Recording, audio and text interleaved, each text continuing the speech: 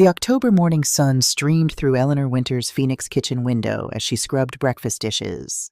3 years since James's heart gave out, and she still set 2 coffee cups before remembering. Old habits die hard.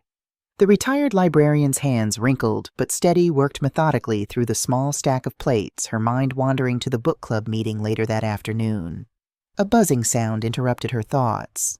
Her daughter-in-law Rebecca's phone, forgotten on the granite countertop after a brief visit an hour ago, vibrated against the stone. The sleek device was always in Rebecca's manicured hands, fingers constantly dancing across the screen. Now it buzzed again, the display lighting up automatically. From where she stood at the sink, Eleanor couldn't help but glance over. Her world stopped. James's face smiled up from the illuminated screen. Not the tired James from his final months, but a version of her husband Eleanor hadn't seen in years. His eyes sparkled with genuine joy, his smile radiant and alive. The message preview beneath his photo made her blood run cold. "Missing you terribly, my love. Can't wait for tonight." The plate slipped from Eleanor's fingers, clattering into the sink. She moved closer, heart hammering against her ribs. This couldn't be real. James had been dead for 3 years, buried 6 feet under Arizona soil. Her hands trembled as she picked up the phone. She knew she shouldn't look. This was Rebecca's private device, but that was her dead husband's face on the screen. Her dead husband smiling in a way she'd forgotten he could smile. The screen unlocked with a swipe. Rebecca hadn't engaged the passcode. More messages appeared, dozens of them, stretching back months. All with photos of James. Photos Eleanor had never taken in places she didn't recognize, wearing clothes she'd never bought him. "You make me feel alive again. Last night was perfect. When can we meet again?" The kitchen spun around her. These weren't old messages from years ago. Some were from last week, months after James had been laid to rest. The contact was saved simply as T. Eleanor scrolled deeper, unable to stop herself.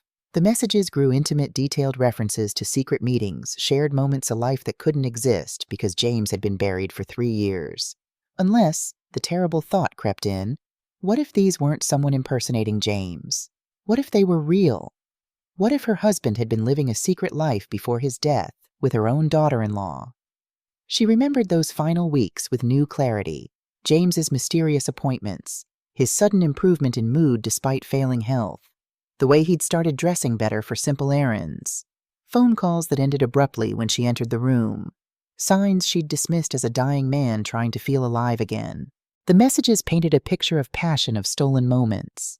"You make me remember what it feels like to be wanted," read one. "I never knew I could feel this way at my age," said another. Had James been living a double life? Had he and Rebecca been? Her own phone rang from the counter. The caller ID displayed Michael, her son Rebecca's husband. Eleanor's stomach dropped. Had Rebecca realized she'd forgotten her phone? How long had this been going on? Who was T?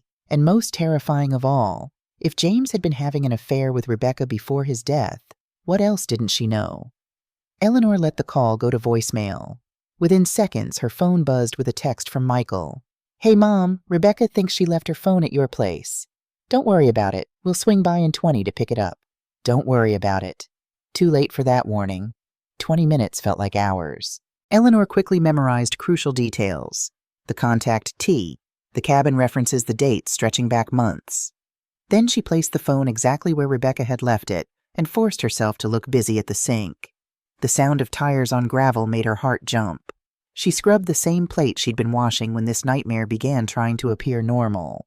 Michael's footsteps on the porch sounded heavier than usual. Rebecca's clicking heels followed.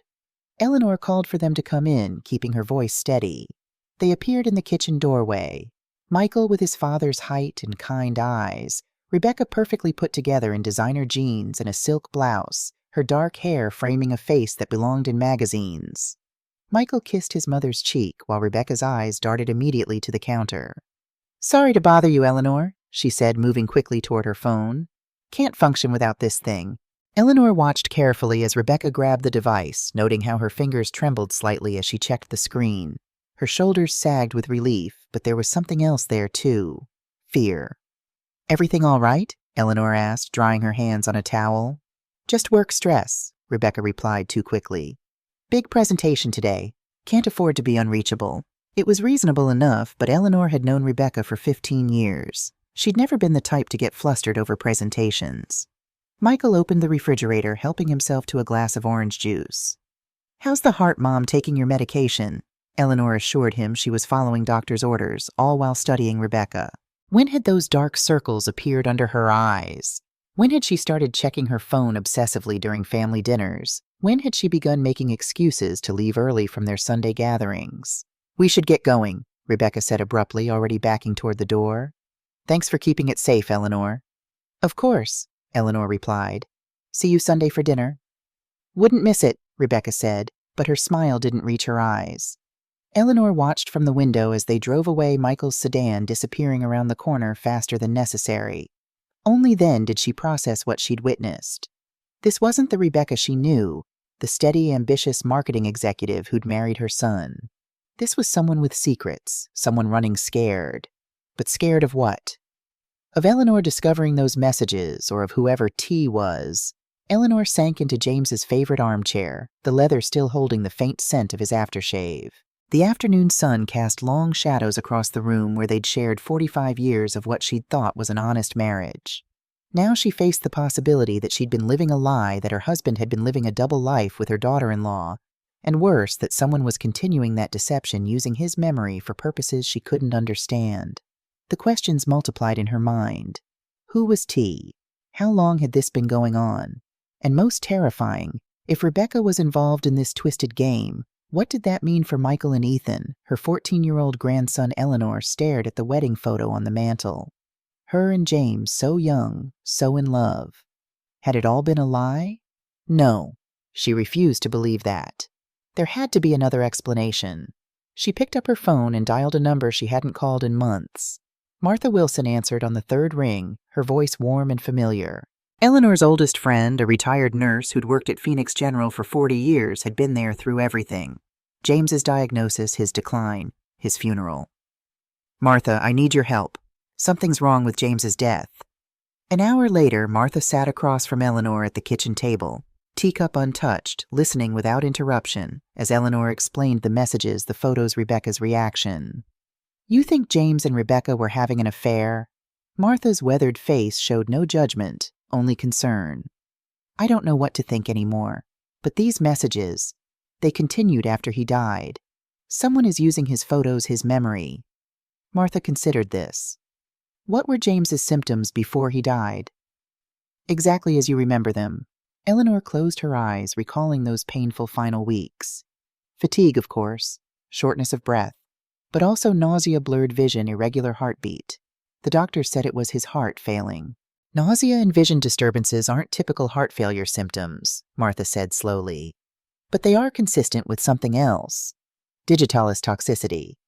"Digitalis, the heart medication?" "Yes, but in high doses it's poison. It's derived from foxglove. Some herbal supplements contain it." Martha leaned forward. "Eleanor, did Rebecca ever bring James herbal remedies, things to strengthen his heart, naturally?" The memory surfaced, Rebecca arriving with little jars of tinctures, teas, capsules. "For your heart, James. My friend swears by these natural supplements." She did, every week like clockwork. Martha's expression darkened. "We need to look at your financial papers, insurance policies specifically." That evening after Martha left, Eleanor pulled out the metal filing cabinet from the home office closet. James had always handled their finances organized to a fault. She'd barely touched the files since his death, only accessing what was immediately necessary. 3 hours later, surrounded by stacks of papers, she found it. A life insurance policy she'd never seen before. $500,000 taken out 6 months before James died. The beneficiary was originally Eleanor, but it had been changed 2 months after James's death to a trust called the James Winters Memorial Trust. The trustee was listed as Thomas Michael Winters, her son's full name, though he always went by Michael. Eleanor's hands shook as she stared at the document. She'd never known about this policy. The premiums had been paid from their joint account listed as medical expenses, expenses she'd never questioned as James's condition worsened. The next morning, Eleanor called Frank Reynolds, a retired detective who'd once helped when her car was stolen. He arrived at her house by noon, his silver hair neatly combed, leather notebook in hand. "Insurance fraud, possible poisoning. These are serious allegations, Eleanor," he said after she'd shown him everything. especially against your own family. I know. That's why I need to be sure. Frank nodded, jotting notes. These photos, they look genuine, but something's off. Let me have a friend look at them. 2 days later, Frank returned. The photos are digitally altered. Someone used an AI program to make old pictures look new, changing backgrounds, clothes. Very sophisticated work. Relief flooded through Eleanor. James hadn't betrayed her. Followed immediately by fresh horror. Someone was using his image, his memory for... We need to check the hospital records, Frank said, and talk to the insurance company. Before Eleanor could respond, voices drifted through the open window from the driveway, Michael and Rebecca arriving unexpectedly. Eleanor quickly gathered the papers, shoving them into a drawer as Frank slipped out the back door.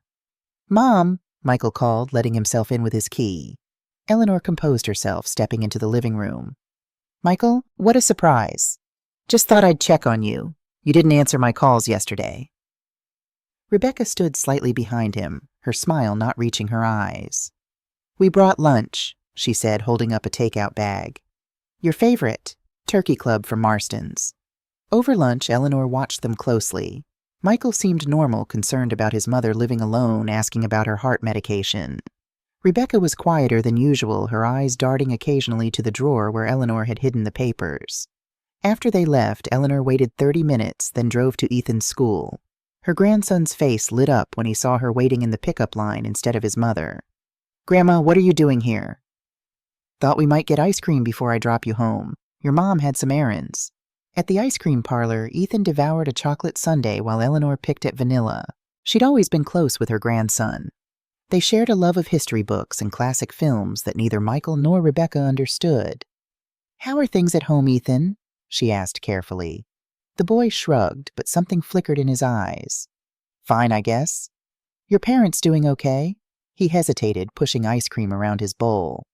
They argue sometimes, when they think I can't hear. What about, another shrug? Money stuff, and Dad's been sleeping in the guest room sometimes. Eleanor's heart tightened. Whatever was happening, it was affecting her grandson. She needed to tread carefully. The following Tuesday, Eleanor met Frank at Phoenix General Hospital. Martha had arranged for them to speak with Dr. Martinez, who'd treated James. The doctor reviewed James's records, his brow furrowing. These symptoms, the combination of nausea, vision disturbances, and irregular heartbeat. It's more consistent with digitalis poisoning than heart failure, but we attributed everything to his existing condition. Would you have tested for digitalis? Frank asked. Not unless we suspected it. It wouldn't show up in standard blood work. From the hospital, they went to Nationwide Insurance. Roberts, the claims adjuster, showed them the policy documentation. The application was submitted online, he explained. The signature looks questionable. We should have flagged it, but premium payments came through regularly from your joint account. Where did the money go when he died? The beneficiary was changed 8 weeks after his death to something called the Isadora Memorial Trust. Michael Thomas Winters is listed as sole trustee with full discretionary powers. Eleanor's stomach nodded. Michael's middle name was Thomas. He could be T in the messages. But why would her son be messaging his own wife pretending to be his dead father Saturday morning? Eleanor visited Walgreens where James had filled his prescriptions. The pharmacist, Mrs. Stone, remembered Rebecca. She wanted preparations containing foxglove extract for her father-in-law's heart condition. I warned her about dosage, but she said her husband was helping manage his father's medications. As Eleanor drove home, the pieces clicked together with sickening clarity. Rebecca had been slowly poisoning James with digitalis disguised as herbal supplements while simultaneously setting up a fraudulent insurance policy. But why was Michael involved? Had he known what his wife was doing? Eleanor pulled into her driveway, mind racing. She needed to find concrete evidence before confronting them. Her phone buzzed with a text from an unknown number. Stop digging into the past or your grandson's future ends. You have until Monday. Her blood ran cold. Someone was watching her, tracking her progress, and now threatening Ethan, the most innocent member of their family. That night, unable to sleep, Eleanor found herself in James's office, a room she rarely entered anymore. The space remained exactly as he'd left it.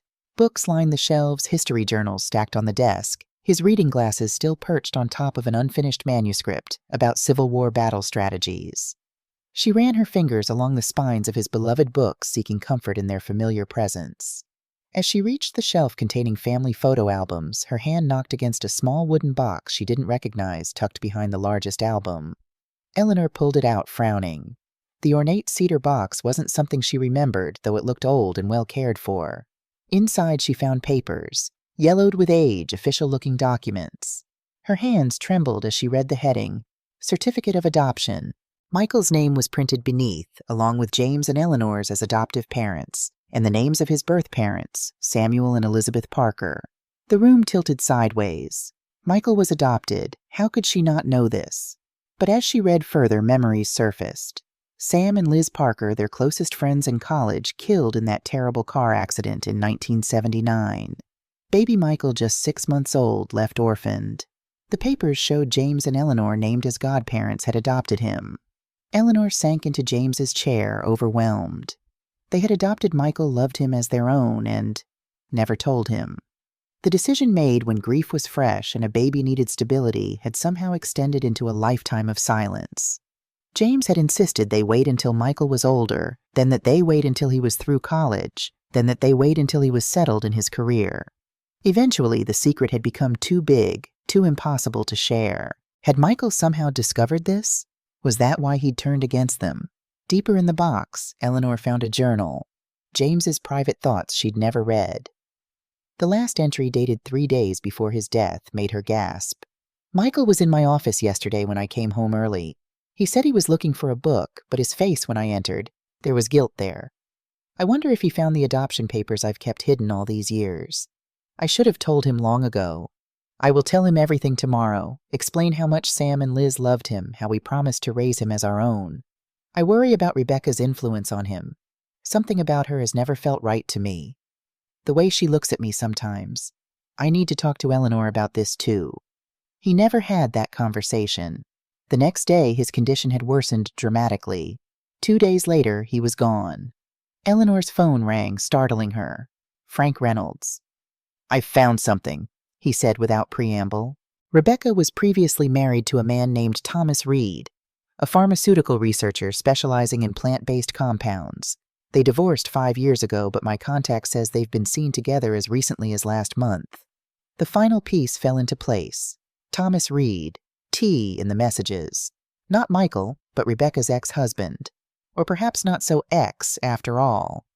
"Frank, I need to speak with Michael alone. Can you find a way to get Rebecca out of the house tomorrow?" The next morning, a Sunday, Frank called Rebecca, claiming to be from her office, saying there was an emergency with a major client. As she rushed out, Eleanor arrived asking Michael if they could talk privately. In the living room of the home Michael and Rebecca had purchased 3 years ago, just months before James died, Eleanor placed the adoption papers on the coffee table. "I found these in your father's office," she said quietly. "I think you may have found them too." Michael's face drained of color. He started to deny it, then stopped, shoulders slumping. "About 6 months before Dad died," he admitted. "I was looking for his old baseball cards, found the box by accident." "Why didn't you come to us?" His eyes hardened. "I was going to. Then I found the rest." "The rest?" Michael pulled out his phone, showing her photos of newspaper clippings about the accident that killed his birth parents.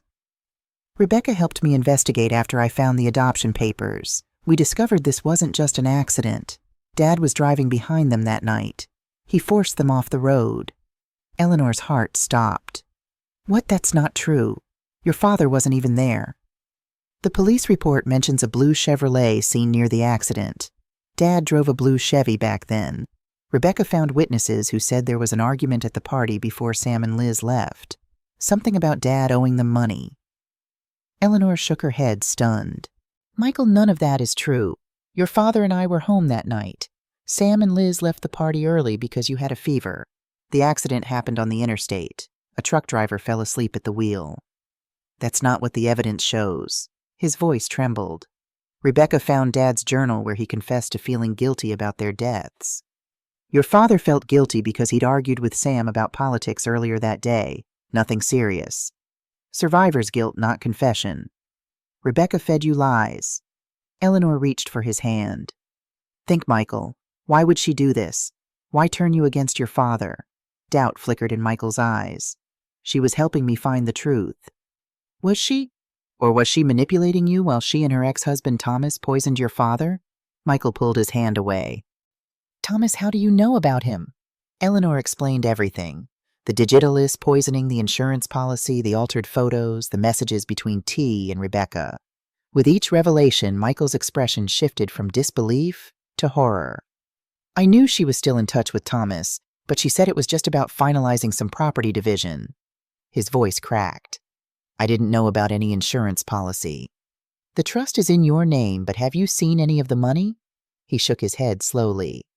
Rebecca handles our finances. She said her investments were doing well. His face crumpled as realization dawned.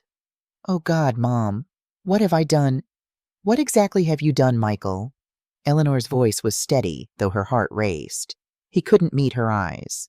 Rebecca said your heart was weak like Dad's, that we should be prepared. She's been giving me supplements to put in your food when you visit. Said they would help your heart. His voice broke. I thought I was helping you. The room spun. Her own son had been poisoning her. Slowly, not enough to kill her yet, but enough to create symptoms that would make her death seem natural when it came. Before Eleanor could respond, the front door opened. Rebecca stood frozen in the doorway, taking in the scene. The adoption papers on the table, Michael's tear-streaked face, Eleanor's steely gaze. What's going on? Rebecca's voice was controlled, but her eyes darted to the papers. We're discussing the digitalist you've been using to poison my family, Eleanor said calmly. Rebecca laughed, the sound brittle. Michael, your mother is clearly confused again. Remember how the doctor said her memory might be affected by her condition? Stop it, Rebecca. Michael stood his father's height, suddenly imposing. I know about Thomas, about the insurance policy, about the supplements. For a moment, Rebecca's mask slipped, revealing something cold and calculating beneath the perfect exterior. Then she reached for her phone. I'm calling Dr. Patterson. Eleanor clearly needs help. The only calls being made will be to the police. Frank's voice came from the doorway behind her. He stepped into the room, Martha beside him. We have everything we need. The altered photos, the insurance documentation, the pharmacy records, and now Michael's testimony about the supplements. Rebecca's face hardened as she looked at Michael. You stupid, worthless man. You had one job. Eleanor watched her daughter-in-law transform before her eyes, from the polished, confident woman who'd charmed their family to someone unrecognizable, cruel, and contemptuous. Why? Eleanor asked simply. Why James? Why us? Rebecca's laugh was hollow. Do you have any idea what it's like marrying into this perfect little family? St. James and his devoted Eleanor raising their brilliant son, always looking down at me with those knowing eyes.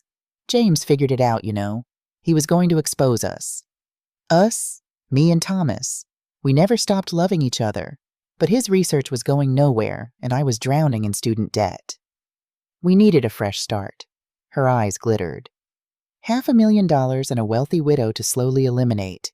That's a fresh start. You won't get away with this, Michael said, finding his voice. Rebecca smiled, reaching into her purse.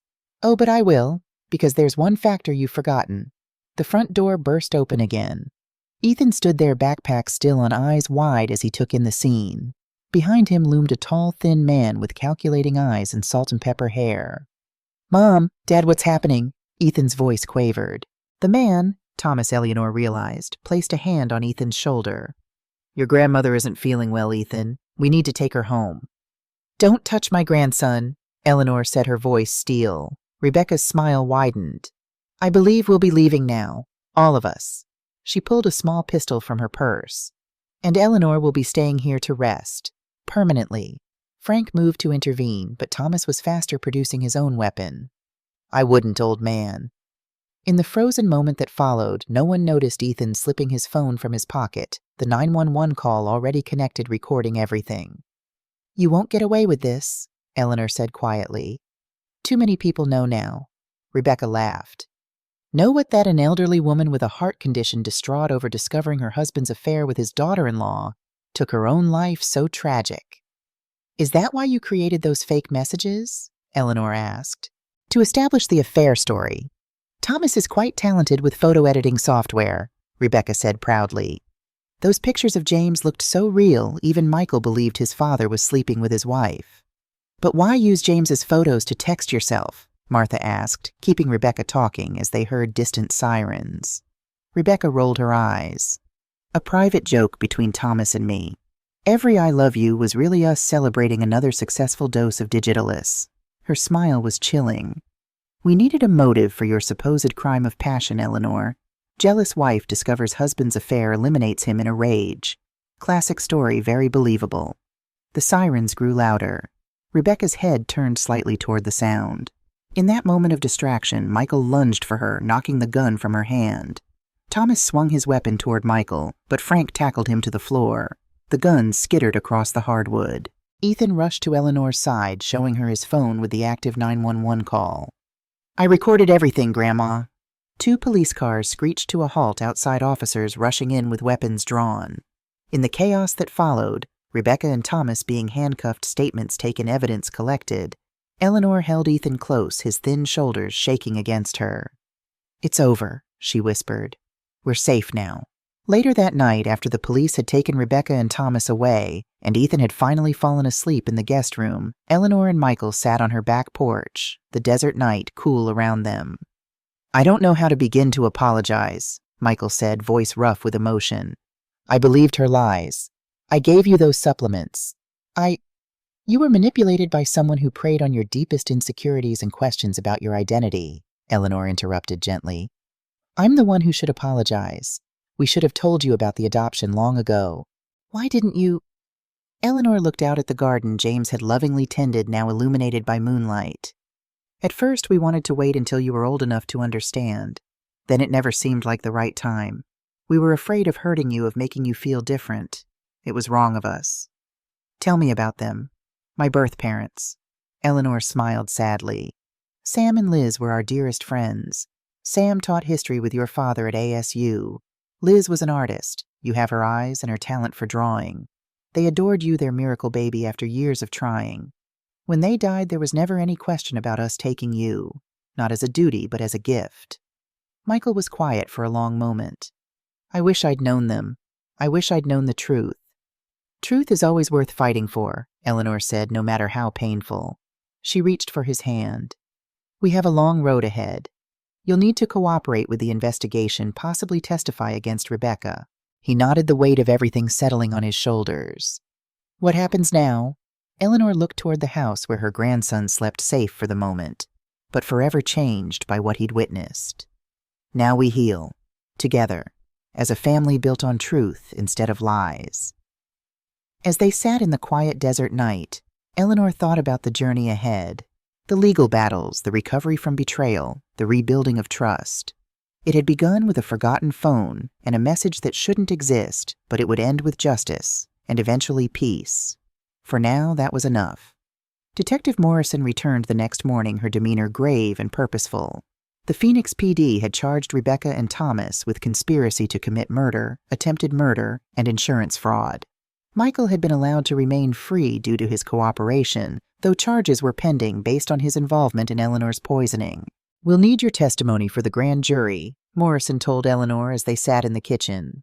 The golden October sunlight seemed at odds with the darkness they discussed. Rebecca and Thomas aren't talking, but what we found at his apartment was damning. Digitalis extract photo editing software forged documents. They were planning to finish what they started. Eleanor stirred her tea, the silver spoon clinking against fine china, a wedding gift from 47 years ago. And my son, what happens to Michael? Morrison's expression softened slightly. That depends on how much he cooperates, the extent of his involvement, and frankly on you. If you're willing to make a statement about his manipulation by Rebecca, it could help his case significantly. Of course Eleanor would help Michael. Despite everything, he was still her son. Still the baby she'd rocked through colic, the boy she'd taught to read, the young man she'd watched graduate college with honors. Rebecca's betrayal had wounded her deeply, but Michael's involvement cut to the bone. Yet she couldn't abandon him, especially now that she understood the elaborate deception Rebecca had crafted. After Morrison left, Eleanor called Frank. I need to see the photos they used, the ones of James. Frank hesitated. Eleanor, they're disturbing. Seeing your husband in situations that never happened. I need to understand the full extent of their manipulation. Please, Frank. That afternoon, Frank arrived with a folder of printouts, screenshots from Rebecca's phone. Eleanor spread them across her dining room table, her hands trembling slightly. James smiling at a cabin she'd never seen James in, clothes she didn't recognize, James looking at the camera with love in his eyes. That part at least was genuine, taken from their own photos. The background replacement is nearly perfect, Frank noted. Thomas used advanced AI software. Without close inspection, even someone who knew James well might be fooled. Eleanor touched one photo, gently tracing the outline of her husband's face. This one. The original was from our 40th anniversary. See the slight crinkle by his left eye. He always had that when his smile was genuine. A tear slipped down her cheek. They stole his image, his memory. There's something else. Frank pulled out another document, a preliminary toxicology report. The police searched your kitchen. Those heart health tea bags Michael gave you digitalis, just like they used on James. Low dose building up gradually. The enormity of it washed over Eleanor. Her own son had been poisoning her, gradually, methodically, believing he was avenging his birth parents. He didn't know, she whispered. Rebecca convinced him it was heart medication. Possibly, but he's a grown man, Eleanor. He could have verified. You don't understand what it's like to discover your entire identity is built on secrets.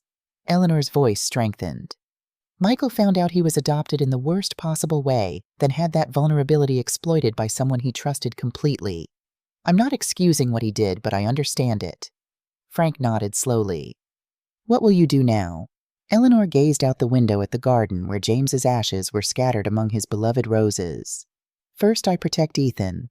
Then I find every piece of evidence to ensure Rebecca and Thomas never see freedom again.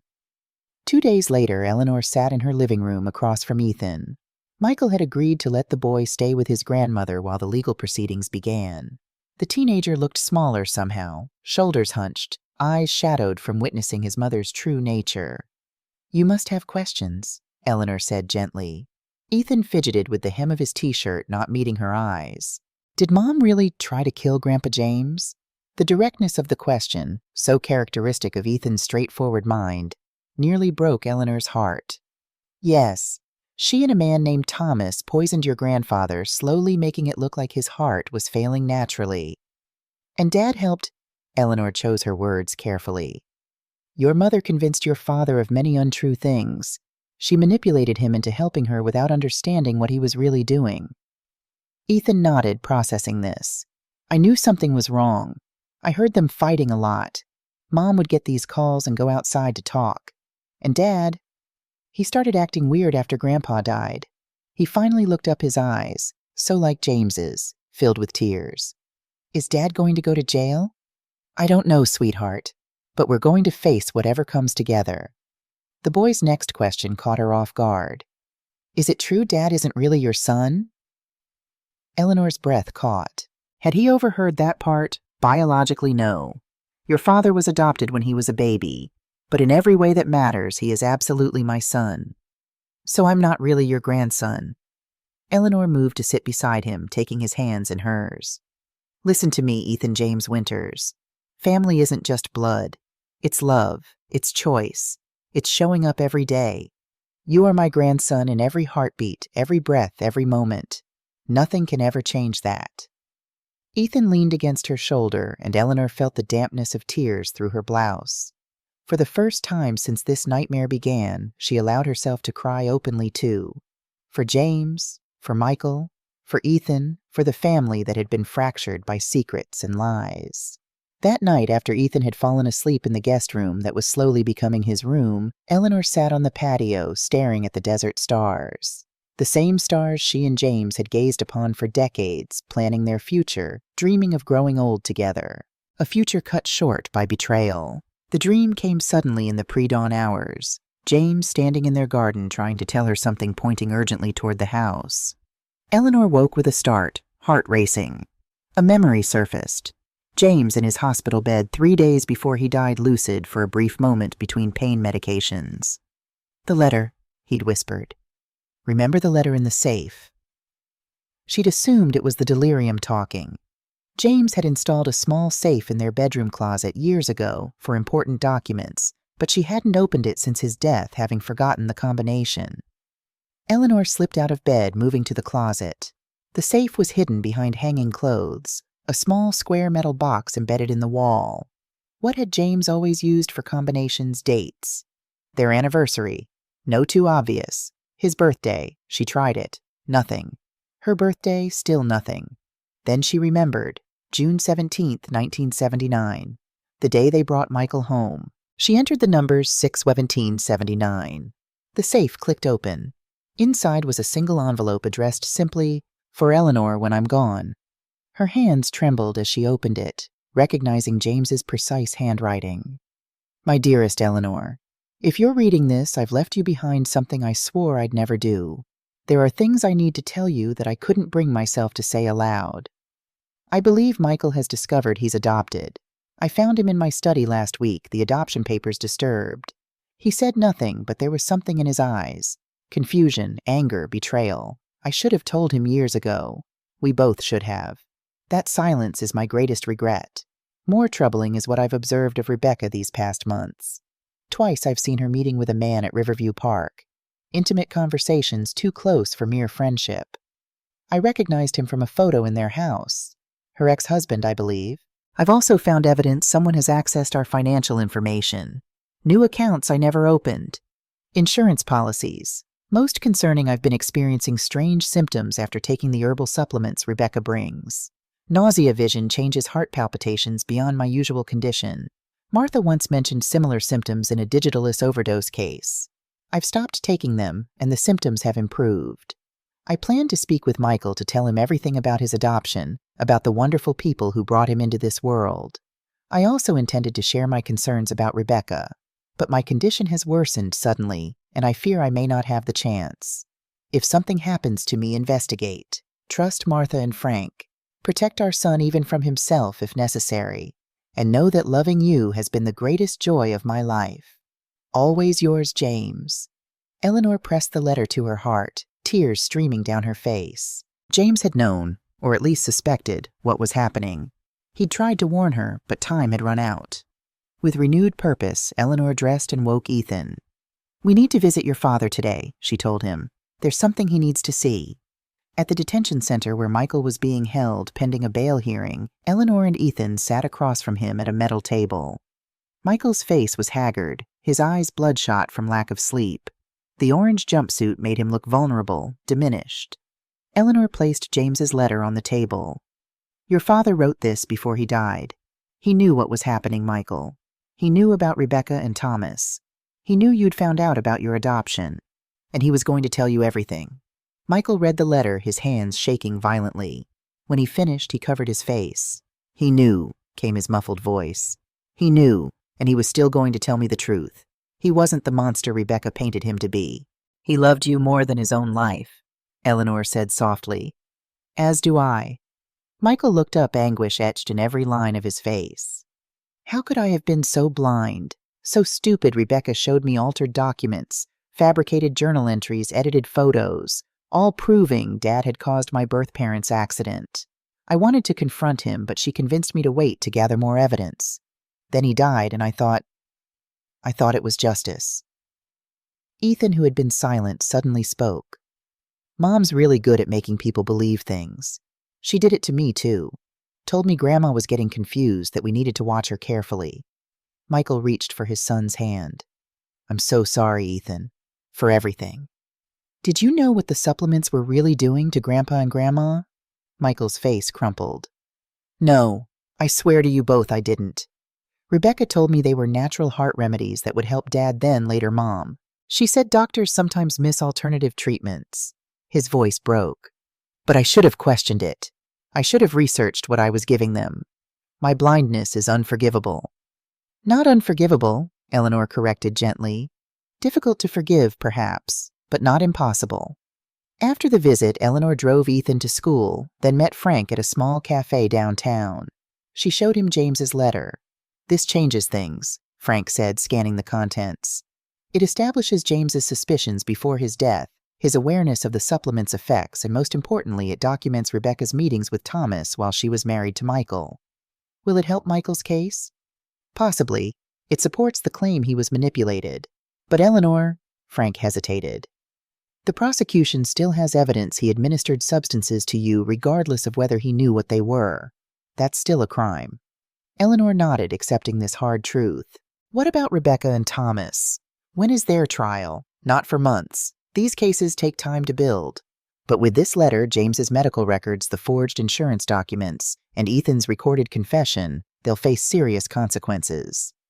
As autumn deepened into winter, the legal proceedings crawled forward.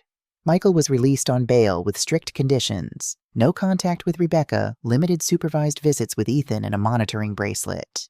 He moved into a small apartment near Eleanor's home, beginning the long process of rebuilding trust with his son and mother. Rebecca and Thomas remained in custody, denied bail due to flight risk. Their preliminary hearing revealed the full scope of their plan. They had systematically poisoned James, created false evidence of his affair with Rebecca, established the fraudulent insurance policy, and begun the same process with Eleanor. Once both James and Eleanor were dead, they planned to take control of the Winters estate through Michael's manipulation, eventually eliminating him as well once they had access to everything. The prosecution's star witness emerged unexpectedly: Jessica Reed Thomas's first wife, who came forward after seeing the news. She testified that Thomas had attempted a similar scheme against her wealthy father years earlier, but she had discovered it before he could complete it. She had divorced him immediately, but had been too ashamed to press charges. In January, as Phoenix experienced a rare dusting of snow, Eleanor received a call from Detective Morrison. "We found something at Thomas's storage unit. I think you should see this." At the police station, Morrison led Eleanor into a small conference room.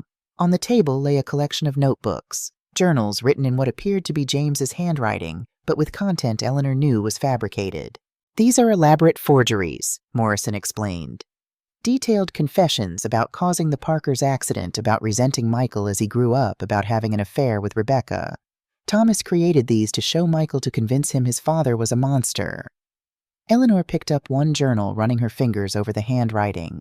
So similar to James's, yet subtly wrong in ways only she would notice. "The curve of his Y's is different," she murmured. "And James never dotted his I's with circles like this." "Thomas studied samples of your husband's writing, but he couldn't perfect it," Morrison agreed. Still, it was convincing enough for Michael, especially combined with the altered photos and documents. "How long were they planning this?" Morrison's face darkened. "Based on email records, we've recovered at least 3 years. Rebecca met Thomas at a pharmaceutical conference while still married to Michael. They rekindled their relationship and began plotting almost immediately. She married Michael specifically to access his family's assets. The knowledge that Rebecca had never loved her son, had married him as part of a long con, struck Eleanor like a physical blow. "Does Michael know this yet?" "We're telling him today. I wanted you to hear it first, to be prepared to support him." As predicted, Michael fell apart when he learned the full truth. Eleanor found him in his sparse apartment that evening, surrounded by empty whiskey bottles, James's forged journals scattered across the floor. "She never loved me," he repeated, voice hollow. 7 years of marriage, all a lie. Even Ethan. Did she only have him to strengthen her position in the family? Eleanor gathered the fake journals, setting them aside. "Ethan is the one pure thing to come from all this. Whatever Rebecca's motives for having him, he is your son. He loves you, and he needs you now more than ever. How can I face him knowing what I've done, what I allowed to happen? The same way I'm facing you, one day at a time, with truth and accountability." Eleanor sat beside him on the worn couch. "You made terrible mistakes, Michael. You trusted someone you shouldn't have. You acted on false information without verification. But you didn't know you were poisoning your father or me. Rebecca and Thomas orchestrated everything with calculated malice. That doesn't absolve me." "No, it doesn't. But intention matters. Redemption is possible, but only if you choose it." Michael looked up, his eyes red-rimmed but clearer. "I'll testify against them. Everything I know, everything I did. If it means prison time for me, so be it. I need to make this right." In February, Michael signed a plea deal. He would testify against Rebecca and Thomas in exchange for reduced charges of negligent endangerment rather than attempted murder. He would likely serve some time, but with possibility of early parole. The night before his testimony, Eleanor invited Michael and Ethan for dinner. The 3 generations sat around her dining table, the absence of James and the specter of Rebecca hanging over them. "I've been thinking," Eleanor said as she served James's favorite pot roast, "about what happens after all this. After the trials, after—" She glanced at Michael. "After everything." "What do you mean, Grandma?" Ethan looked up from pushing food around his plate. I mean our family. What it looks like going forward. The three of us building something new from the ashes of what we lost. She took a deep breath. I want to tell you both about Samuel and Elizabeth Parker, Michael's birth parents, Ethan's biological grandparents. For the next hour, Eleanor shared stories she and James had kept locked away for decades. How Sam and Liz had met in college, their struggles with infertility, their joy when Michael was finally born, their love for their baby son. She showed photos they'd preserved, but never displayed letters they'd saved mementos of 2 lives cut tragically short. They were wonderful people, Eleanor concluded. They would have been extraordinary parents. When they died, taking you in wasn't a burden, Michael. It was an honor. We should have told you that every day of your life. Michael stared at a photo of himself as an infant cradled in Elizabeth Parker's arms. I have her smile, he said softly. I never knew where it came from. And I have it too, Ethan realized, comparing his own smile to the woman in the photo. So a part of them has been with us all along. They have, and they would be so proud of the man you became, Michael. Your intelligence, your kindness. Eleanor reached for his hand. The mistakes you've made don't erase the good in you. They're part of your story now, but they don't have to define your future. Michael's testimony the next day was devastating for the prosecution's case against Rebecca and Thomas.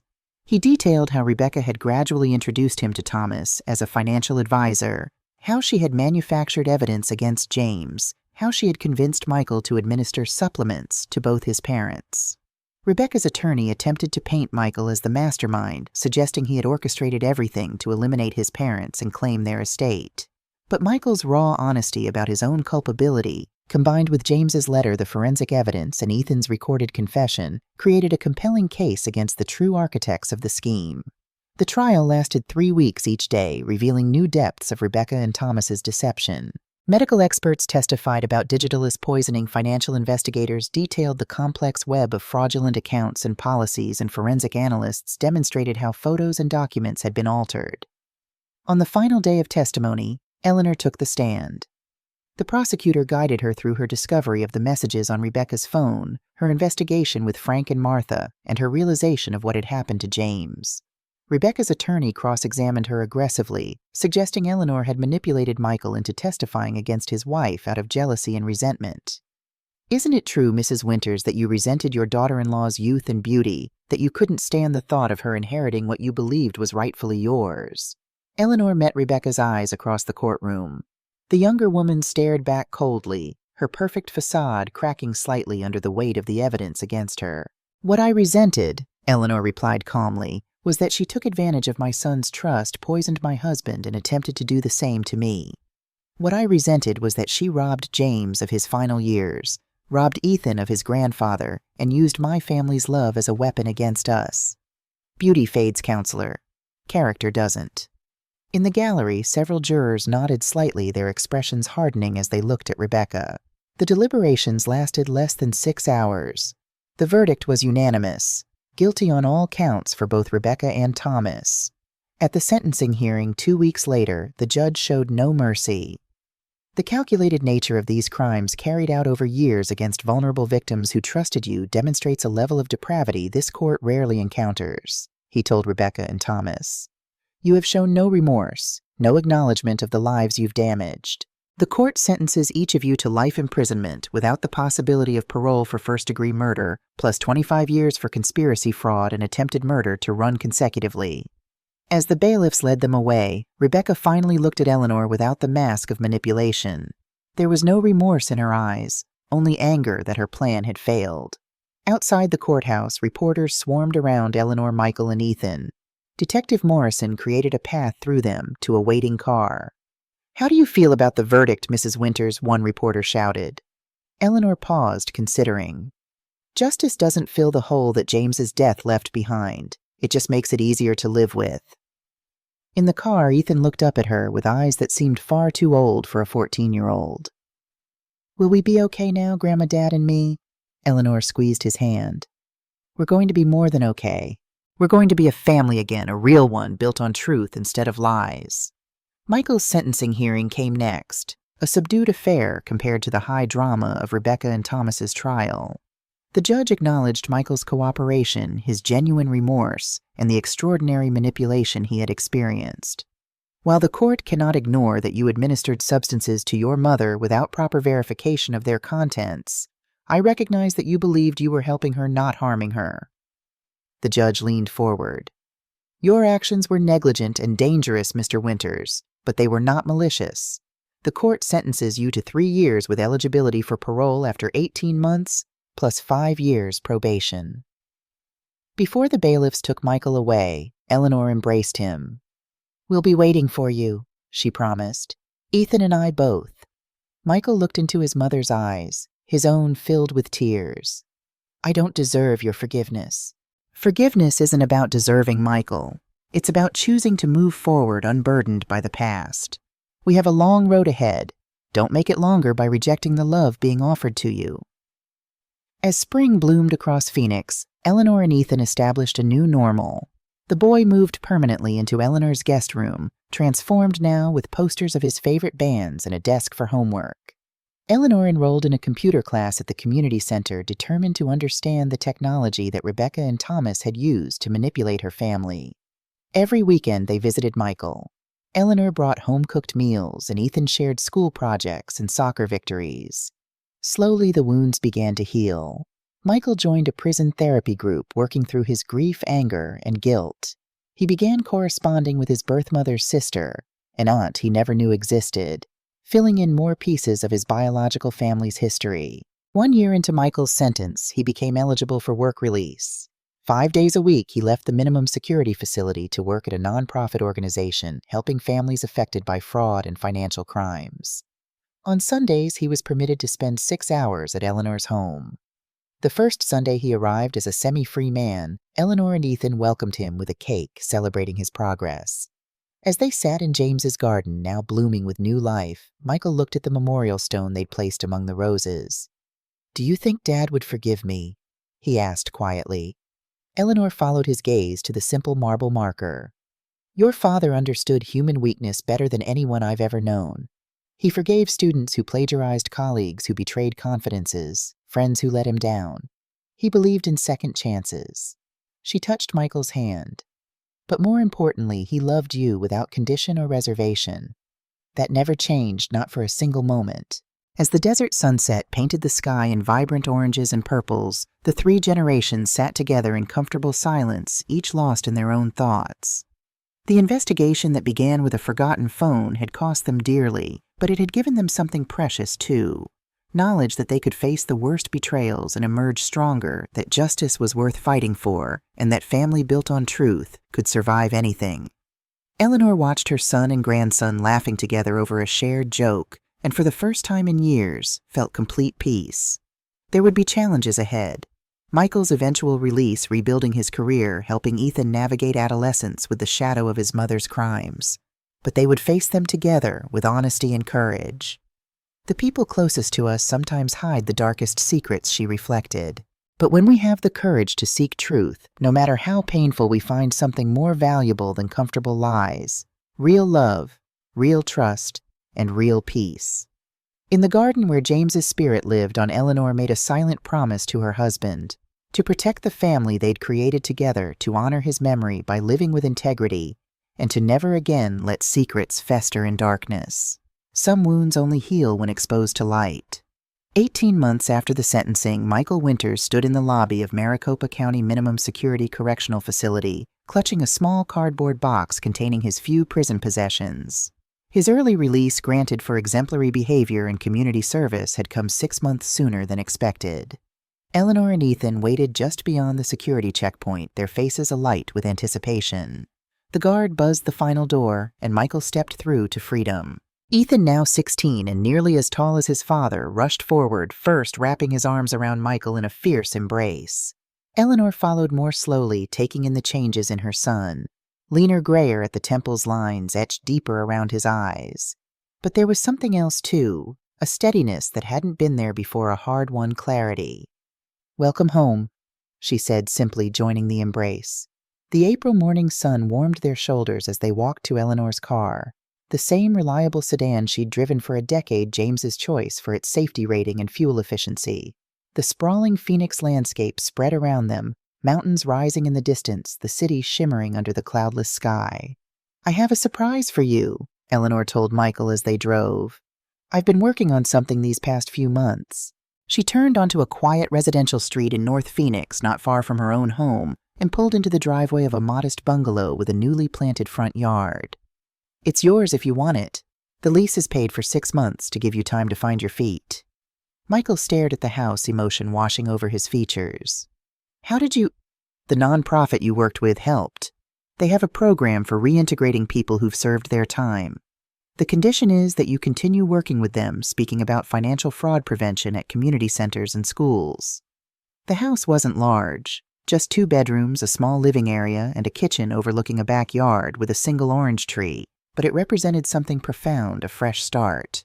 Inside, they found basic furniture, kitchenware, clean linens, even a refrigerator stocked with essentials. "Dad, look," Ethan pointed to a desk in the second bedroom set up with a computer. "Grandma said you can use this for your online classes." During his incarceration, Michael had enrolled in a paralegal certification program determined to rebuild his life along a different path. His previous career in IT had been tainted by Rebecca's manipulation of his technical skills to facilitate their crimes. "There's something else." Eleanor handed him a small key. In the garage, Michael found his father's old bicycle hanging on the wall, refurbished with new tires and a fresh paint job. The bike James had ridden every weekend that Michael had learned to ride on as a boy. Beside it hung a newer model sized for Ethan. "I thought maybe you two could ride together when Ethan stays with you on weekends." Eleanor stood in the doorway, watching her son run his hand over the bicycle's frame. "If that's okay with you both." Ethan nodded eagerly. "I already said yes. I want to stay here Friday nights and Saturdays, then we can ride to Grandma's for Sunday dinner." It was a carefully considered arrangement, allowing Michael and Ethan to rebuild their relationship while maintaining the stability the boy had found in Eleanor's home. The court had granted Michael partial custody rights with a path to full shared custody after 1 year of demonstrated stability. That night, after Ethan returned to Eleanor's for the evening, Michael sat alone on the back step of his new home, watching the stars emerge in the desert sky. Freedom felt strange, both liberating and terrifying. The structured environment of incarceration had ironically provided a kind of safety. Now he faced the open-ended challenge of reconstruction: his career, his relationship with his son, his place in the world. His phone buzzed with a text from Eleanor. "Remember, 1 day at a time. We'll get through this together." The simple message steadied him. Despite everything, his betrayal, his unforgivable blindness, his failure to protect his family, his mother had never abandoned him. She had visited every week, brought home-cooked food, helped him navigate the legal system, and now provided this foundation for his new life. Her capacity for forgiveness humbled him beyond words. The early months of freedom brought unexpected challenges. Despite the support of Eleanor and Ethan, Michael struggled with the stigma of his conviction. Former colleagues avoided him in the grocery store. Parents at Ethan's school whispered when he attended his son's soccer games. Job applications went unanswered once background checks revealed his record. But there were bright spots, too. The nonprofit work gave him purpose, speaking to community groups about how easily intelligent people could be manipulated into criminal behavior through emotional exploitation. His online paralegal courses provided intellectual stimulation and a potential future career path. And most precious of all, his weekends with Ethan slowly rebuilt the trust between father and son. Eleanor watched this progress with cautious optimism, careful not to insert herself too deeply into their developing relationship. She focused instead on documenting everything related to James's case, organizing transcripts, medical records, evidence logs, and court filings into comprehensive binders. Something about creating order from the chaos helped her process the trauma they'd endured. 6 months after Michael's release, as summer's brutal heat descended on Phoenix, the unanswered questions about Rebecca continued to haunt Eleanor. What had turned a seemingly successful, intelligent woman into someone capable of such calculated evil? The court psychologist had diagnosed narcissistic personality disorder with sociopathic tendencies, but labels couldn't satisfy Eleanor's deeper need to understand. "You need to let it go, Mom," Michael told her gently one Sunday evening as they cleaned up after dinner. "Some people are just broken inside. There's no satisfying explanation." But Eleanor couldn't stop wondering. Evil doesn't emerge from nothing. Something shaped her into what she became. The breakthrough came unexpectedly through Ethan. While helping Eleanor organize old photo albums, he mentioned casually, "Mom used to get weird letters sometimes, from Florida. She always hid them, but I saw one once when I was looking for stamps in her desk." Eleanor's interest piqued immediately. "Letters from whom?" "I don't know, but they made her really upset. She'd lock herself in the bathroom for hours afterward." With this small clue, Frank Reynolds began a new investigation focusing on Rebecca's past in Florida before she moved to Arizona and met Michael. What they discovered painted a disturbing picture of intergenerational trauma and dysfunction. Rebecca Martin had grown up in Jacksonville, the only daughter of Gerald and Patricia Martin. Gerald, a respected pediatrician, maintained a perfect public image while privately subjecting his wife and daughter to psychological abuse and controlling behavior. Patricia, medicating her depression with alcohol, provided little protection for her daughter. At 17, Rebecca had escaped by marrying her high school chemistry teacher, Thomas Reed, 12 years her senior. The inappropriate relationship had begun when she was only 15, though no charges were ever filed. Thomas, already demonstrating manipulative tendencies, had convinced the young Rebecca they were soulmates, grooming her to admire his intelligence and depend on his approval. Their marriage lasted 8 years, during which Thomas's pharmaceutical research career flourished while Rebecca's ambitions were systematically minimized. They divorced after Rebecca discovered Thomas having an affair with a research assistant. The dissolution was bitter, with Thomas leaving Rebecca financially devastated. The most disturbing discovery came from Patricia Martin's sister, who provided Frank with family letters and diaries after learning about Rebecca's crimes. Gerald Martin, Rebecca's father, had died under suspicious circumstances when Rebecca was 22, an apparent heart attack that in retrospect bore the hallmarks of digitalis poisoning.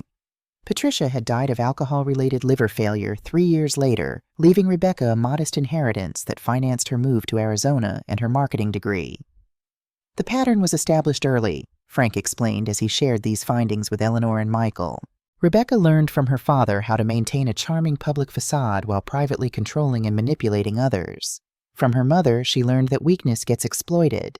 And from Thomas, she learned how to use her intelligence for deception. When they reconnected at that pharmaceutical conference, they each saw in the other a perfect partner in crime, Michael added quietly. Thomas with his knowledge of poisons, Rebecca with her capacity for long-term deception. Eleanor absorbed this information with a complex mixture of emotions, horror at the cycle of abuse, a tiny flicker of compassion for the damaged child Rebecca had been, but ultimately a strengthened resolve that such trauma could never justify the calculated cruelty she had inflicted on James Eleanor and even her own son. "Understanding doesn't equal forgiveness," she said finally. "But at least now we can put this chapter behind us." With Rebecca and Thomas serving life sentences in separate maximum security facilities, their appeals exhausted the immediate threat to the Winters family had ended.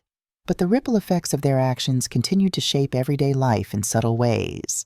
Ethan's difficulty trusting new friends, Michael's hypervigilance in relationships, Eleanor's occasional nightmares about James's final days. Healing came gradually through deliberate choices and small victories. For Eleanor, it meant finally clearing out James's closet, donating his clothes while keeping select treasured items. For Michael, it meant accepting a promotion at the nonprofit, stepping into a leadership role, despite his fears of unworthiness. For Ethan, it meant joining the school newspaper, finding his voice through writing about social justice issues. 1 year after Michael's release on the anniversary of James's death, the 3 generations of Winters gathered at the cemetery where a proper headstone had finally replaced the temporary marker. Eleanor had delayed this moment, waiting until they were all ready to face it together. The October morning was perfect. Crisp air, golden sunlight filtering through cottonwood trees, the scent of desert sage carried on a gentle breeze. They stood before the granite stone that bore James's name, birth and death dates, and the simple inscription, "Beloved husband, father, grandfather, truth endures." Eleanor placed white roses against the headstone, her hand lingering on the cool granite. "I wish he could see us now, the 3 of us together rebuilding." Ethan, now 17 and preparing for college applications, laid down a small model of a Civil War cannon, a nod to James's historical passion. "I found his unfinished manuscript about Gettysburg. I've been editing it. Maybe we could publish it someday." Michael's offering was a letter sealed in an envelope. He knelt to tuck it beneath the roses, his fingers trembling slightly. "Things I should have said while you were here," he murmured. "Things I hope you somehow know." They remained at the gravesite longer than planned, sharing memories of James, his terrible jokes, his meticulous garden plans, his habit of reading historical markers aloud on every road trip. For the first time, they could recall him with more joy than pain, more gratitude than grief. That evening, as they gathered for dinner at Eleanor's home, an unexpected visitor arrived. Detective Morrison stood on the porch holding a manila envelope. "I apologize for interrupting your family time," she said as Eleanor invited her in. "But I thought you would want to know immediately. We've identified 3 other potential victims." The envelope contained case files from 2 other states, similar patterns of digitalis poisoning disguised as heart failure, each victim connected to Rebecca or Thomas through past relationships or employment. The earliest dated back 15 years, suggesting their deadly collaboration had begun long before targeting James. "Are you certain?" Eleanor asked, studying the documentation with a sickening sense of déjà vu. "As certain as we can be without exhumation and new toxicology," Morrison confirmed. "The prosecutors are considering additional charges, though with their current sentences it's somewhat academic." After Morrison left, the 3 Winters sat in stunned silence processing this revelation. The scope of Rebecca and Thomas's evil expanded beyond their immediate family, reaching back through years of calculated destruction. "I should have seen it sooner," Michael said finally, his voice hollow. "There were signs, comments Rebecca made about eliminating obstacles, her fascination with true crime stories about perfect murders. I dismissed them as dark humor." "We all missed signs," Eleanor reminded him. Even James, who suspected something was wrong, couldn't imagine the full extent of their plans. "What happens now?" Ethan looked between his father and grandmother, his young face troubled. "Will there be more trials? Will we have to testify again?" Eleanor shook her head. "That's not our battle anymore. The families of those other victims deserve justice, but we've done our part. We need to focus on healing now, on building something new from what remains." That night, after Ethan and Michael had gone back to Michael's house, Eleanor sat alone in her garden watching the desert moon rise over the mountains. The revelation about other victims had reopened wounds she thought were beginning to heal, forcing her to confront again the monstrous nature of what Rebecca and Thomas had done. She thought about the other families, strangers united with her through shared tragedy, people who had lost loved ones without ever knowing why or how. At least she had found answers, had seen justice served. They had lived for years with unresolved questions, unrecognized crimes. The next morning, Eleanor made a decision. She called Frank Reynolds and asked him to connect her with the families of the other suspected victims. "If they want to talk, I'm willing to share what we went through, how we uncovered the truth. Maybe it will help them find some closure." Over the following months, Eleanor spoke with 2 widowers and 1 adult daughter whose parents had died under circumstances similar to James's death. She shared court transcripts, medical information, the patterns they had identified. These conversations were painful, reopening her own grief while absorbing theirs, but they also provided a strange comfort. The solidarity of survivors, the power of shared understanding. One of the widowers, Daniel Harrington from Colorado, whose wife had worked with Thomas at a research facility years earlier, traveled to Phoenix to meet Eleanor in person. Over coffee at a quiet cafe, they exchanged stories of their lost spouses, the suspicious circumstances of their deaths, and their journeys toward acceptance. "How do you do it?" Daniel asked her, his weathered face etched with grief still raw after 5 years. "How do you wake up each day knowing someone deliberately took your person from you?" Eleanor considered the question carefully. "At first, I woke up for vengeance, to ensure Rebecca and Thomas paid for what they did to James. Then I woke up for Michael and Ethan. They needed me to be strong. Now." She gazed out the window at the brilliant Arizona sunshine. "Now I wake up for James. To live the life he would want me to have, to find joy where I can, to keep his memory alive through how I choose to continue." This perspective resonated with Daniel, and they continued to correspond after he returned to Colorado. Their friendship developed slowly based on mutual respect and shared experience rather than romantic interest.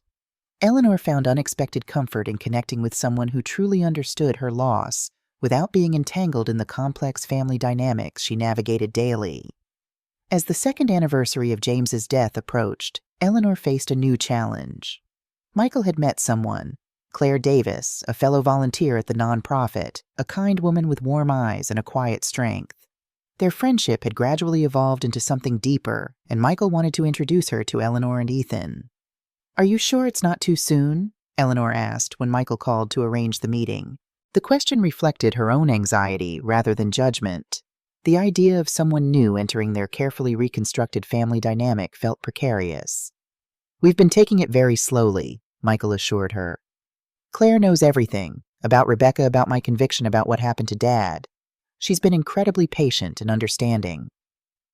The introduction dinner proved less awkward than Eleanor had feared. Claire, a divorced middle school counselor with grown children of her own, approached the evening with sensitivity and genuine interest in each of them. She asked Eleanor about her volunteer work with victim support groups, discussed Civil War history with Ethan, and never once tried to position herself as anything other than who she was, someone who cared about Michael and wanted to know the people he loved.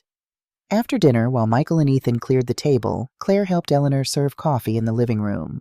I want you to know, she said quietly, that I understand James's place in your family is permanent and sacred. I would never presume to replace anyone or erase any memories. The simple acknowledgement brought tears to Eleanor's eyes. Thank you for understanding that. Our history is complicated, but James is at the center of who we are even now. Claire nodded. Michael speaks of him often with such love and regret. It's one of the things that drew me to your son. His capacity for taking responsibility for growing through pain instead of being destroyed by it. As spring bloomed again across Phoenix, bringing the desert to vibrant life, Eleanor continued her weekly routine. Community college classes in computer forensics inspired by her experience with Rebecca's digital manipulation volunteer work with victim advocacy groups and Sunday dinners with Michael, Ethan, and occasionally Claire. She found an unexpected contentment in this new normal, a life rebuilt around service and family rather than grief and vengeance. Ethan thrived in his senior year of high school, accepted to Arizona State University with a scholarship in journalism.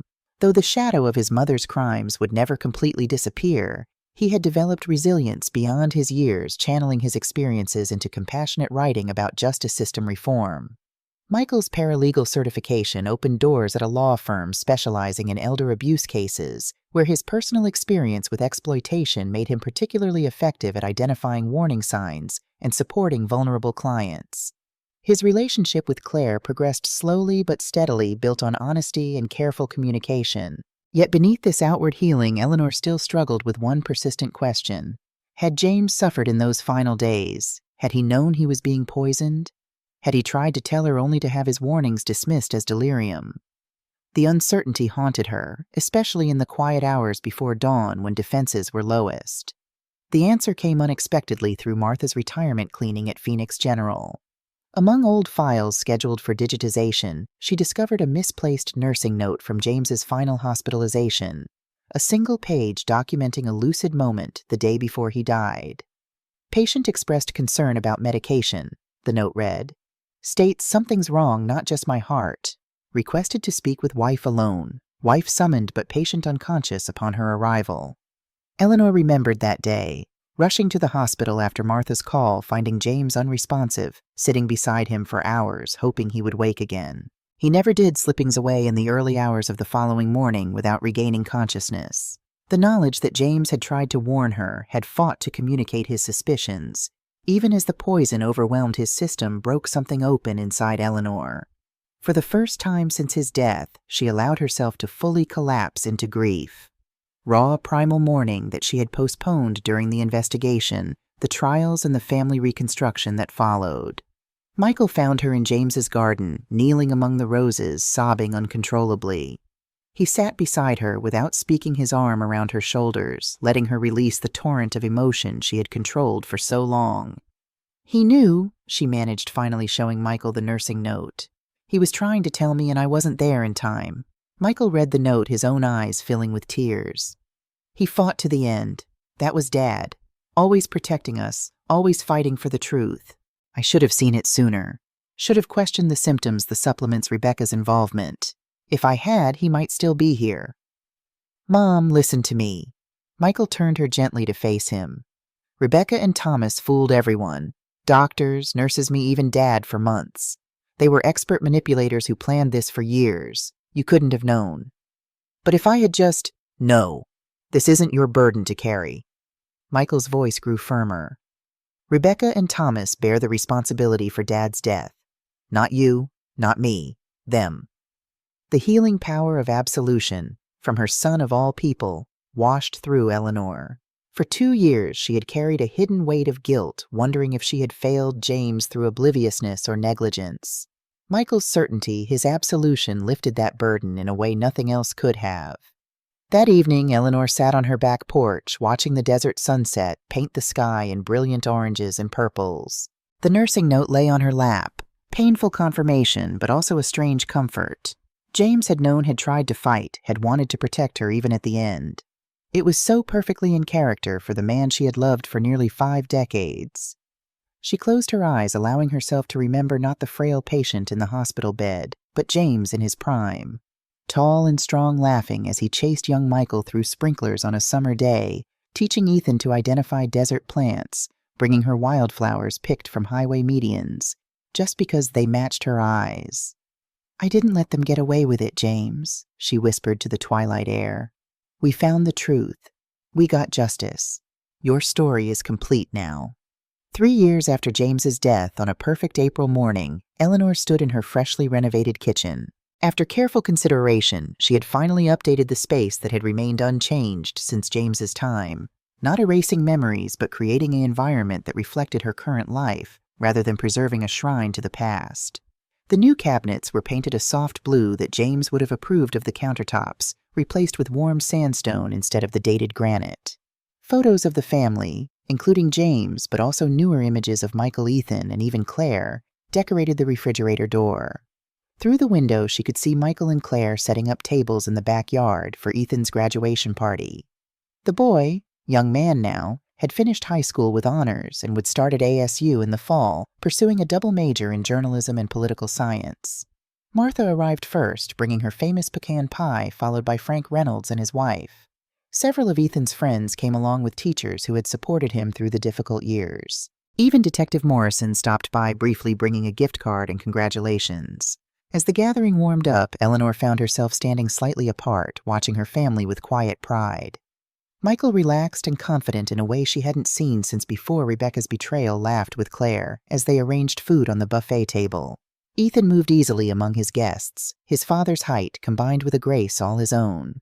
"We made it, James," she thought, sensing his presence in the garden he had created among the roses that continued to bloom season after season. "Not without scars, but we made it." Ethan approached, handing her a glass of iced tea. "You okay, Grandma? You look a little misty-eyed." "Just proud," she assured him. "Of you, of your father, of all of us. We've come through something I once thought would destroy us." He nodded, understanding beyond his years. "You know what I've been thinking about those journals that Thomas forged pretending to be Grandpa? All those lies." "What about them?" "Well, we know who Grandpa really was. His real thoughts, his real character. But what if I interviewed everyone who knew him, you, Dad, his colleagues, friends, and created a true record, not just of who he was, but how we uncovered the truth about what happened to him?" The idea touched Eleanor deeply. "I think that would be a wonderful project, a way to reclaim his story from those who tried to distort it." Ethan smiled, James's smile reflected in his young face. "That's what I want to do with my journalism degree. Help people tell their true stories, especially when others have tried to silence or distort them." As the celebration continued around them, Eleanor felt a profound sense of completion. The circle that had begun with a forgotten phone and a message that shouldn't exist was closing at last. The poison that had infected their family, both literal and metaphorical, had been identified, countered, and overcome. Rebecca and Thomas remained in prison, their appeals exhausted, their capacity for further harm neutralized. Michael had served his time, acknowledging his role while rebuilding his life on a foundation of truth and accountability. Ethan had processed his mother's betrayal and found purpose in the aftermath. And Eleanor had honored James's memory by ensuring justice was served and their family survived. The Arizona evening settled around them, stars emerging in the deep blue sky. Eleanor stood in the garden James had created, now tended by her own hands, surrounded by the family they had built together, altered by tragedy, but not defined by it, strengthened in the broken places. "Truth endures," James's epitaph had proclaimed, standing in the warm desert twilight, watching her son and grandson laughing together. Eleanor knew those words were more than comfort. They were a promise fulfilled, a legacy honored, a future secured. The roses would continue to bloom season after season. The family would continue to evolve, healing old wounds while creating new memories.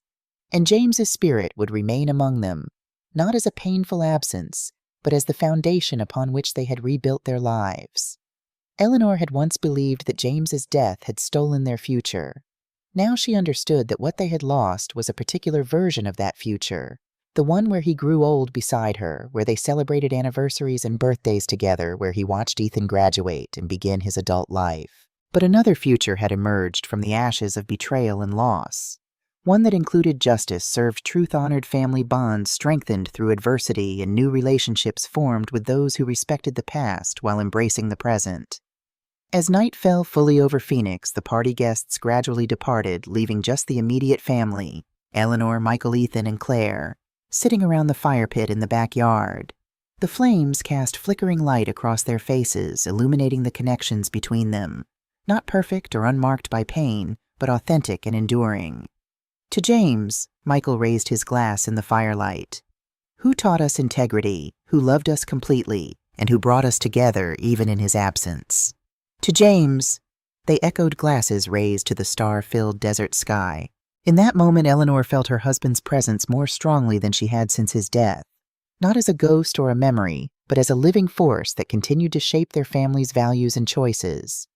The people closest to us sometimes hide the darkest secrets, she had learned.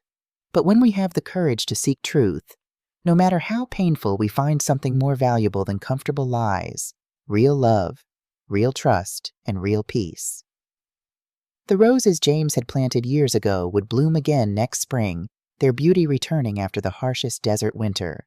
Similarly, their family had endured its darkest season and emerged into new growth, different perhaps from what they had planned, but vibrant and alive nonetheless. Eleanor gazed at the faces around the fire, her son, her grandson, the woman who had helped Michael find his way back to joy, and silently renewed her promise to James. She would continue to protect the family they had created together, to honor his memory through living with integrity, to embrace each day as the gift it truly was. In a world where betrayal and deception had nearly destroyed everything she loved, Eleanor had discovered that truth was always worth fighting for, no matter the cost. That family built on honesty could survive anything, and that after the deepest darkness, light would always return for those patient enough, brave enough, and loving enough to await its dawn.